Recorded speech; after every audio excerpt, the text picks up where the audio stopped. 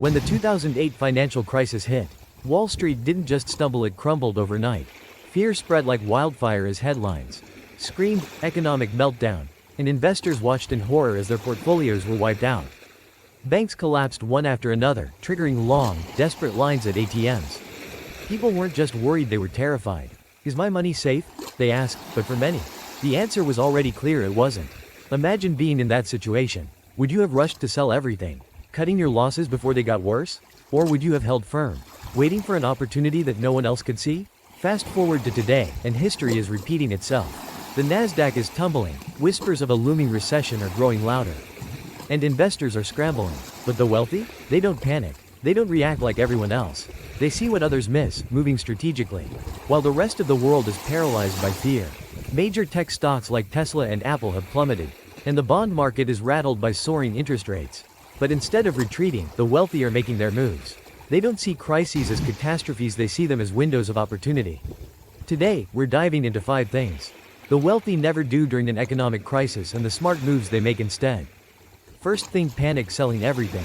The 2008 financial crisis sent Wall Street into absolute chaos.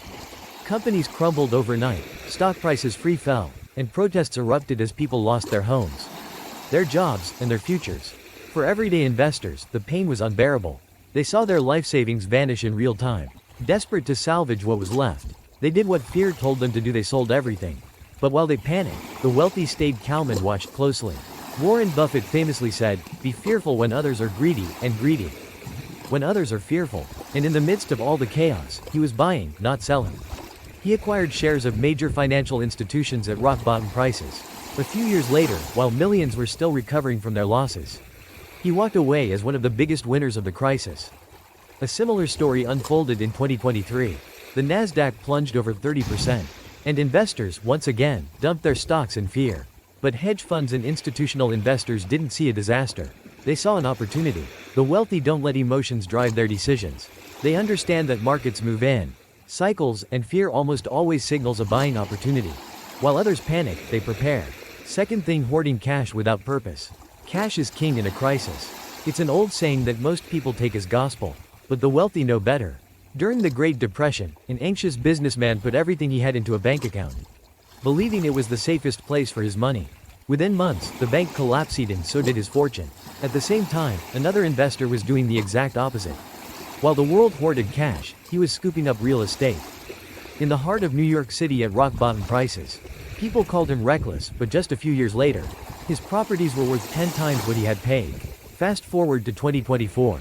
With the Federal Reserve raising interest rates above 5%, many investors are sitting on cash, convinced it's their safest option. But the wealthy? They don't just sit on cash, they make it work for them. They anticipate how rate hikes will affect corporations, identify undervalued assets, and invest strategically. Cash loses value over time due to inflation. That's why the wealthy don't just hold it aimlessly, they move it into high-yield investments that position them for future growth. When the recovery begins, they're already ahead. Third thing, reacting to short-term market fluctuations. In 2018, Tesla was on the brink. The company was struggling, the media was calling it a lost cause, and its stock price had crashed by more than 50%. Many investors panicked. They sold their shares, convinced Tesla was done for. But one person didn't flinch: Elon Musk. Instead of selling, he bought more. He knew the company's long-term potential and doubled down on his belief in it. A few years later, Tesla's stock had skyrocketed more than tenfold. Investors who had panicked sold regretted their decision, while Musk became the richest person in the world. A similar pattern played out in 2022 and 2023. The Nasdaq and S&P 500 took major hits. Tech stocks tanked, and fearful investors rushed to sell. But the wealthy took a different approach. They looked past the noise, analyzed fundamentals, and bought solid companies at a discount. The wealthy don't let daily price swings dictate their strategy. They focus on long-term value, trusting that true growth comes with time. They don't follow the herd, they follow the numbers. Fourth thing, cutting debt at the worst time. For most people, debt feels like a crushing weight, something to escape from as quickly as possible, especially when uncertainty looms. But for the wealthy, debt is a tool, a lever they know how to pull at exactly the right moment. Take Donald Trump in the 1990s. At one point, he was $1 billion in debt due to the collapse of the real estate market. Most people would have thrown in the towel, declared bankruptcy, and walked away. But Trump didn't panic. Instead, he picked up the phone, renegotiated his loans, extended repayment terms, and leveraged the crisis to rebuild his empire. A decade later, he was back on top.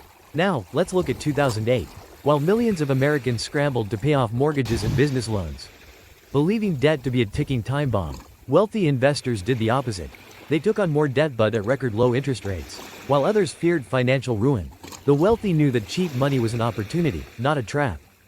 Fast forward to today, and we're seeing the same story play out again. With the Federal Reserve aggressively raising interest rates, the cost of borrowing has skyrocketed. Many are rushing to pay off their debt, but the wealthy? They're using leverage strategically, buying up distressed assets, knowing full well that when rates drop again, they'll be sitting on a fortune. The lesson? The timing of paying off debt is just as important as having debt in the first place. Fifth thing, investing without a plan.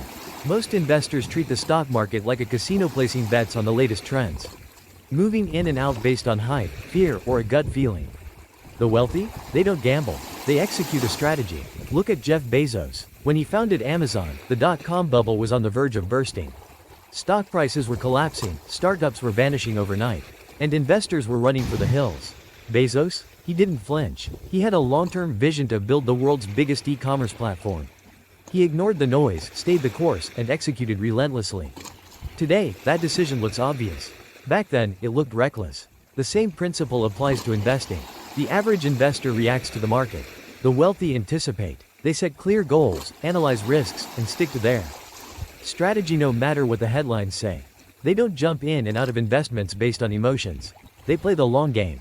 Let's go over this one more time. The wealthy don't panic. Instead, they follow a set of principles that allow them to turn uncertainty into an opportunity. 1. They don't sell everything in fear. Instead, they recognize that downturns create buying opportunities. 2. They don't hoard cash mindlessly. They put their money to work in assets that will grow over time. 3. They don't let short-term volatility shake them. They stay focused on long-term potential. 4. They don't rush to eliminate all debt. Instead, they use leverage wisely to capitalize on market conditions. 5. They don't invest without a plan. Every move is calculated, backed by research, and aligned with a bigger financial strategy. Now, let's be honest, most people don't follow these rules because they're too focused on the short-term chaos.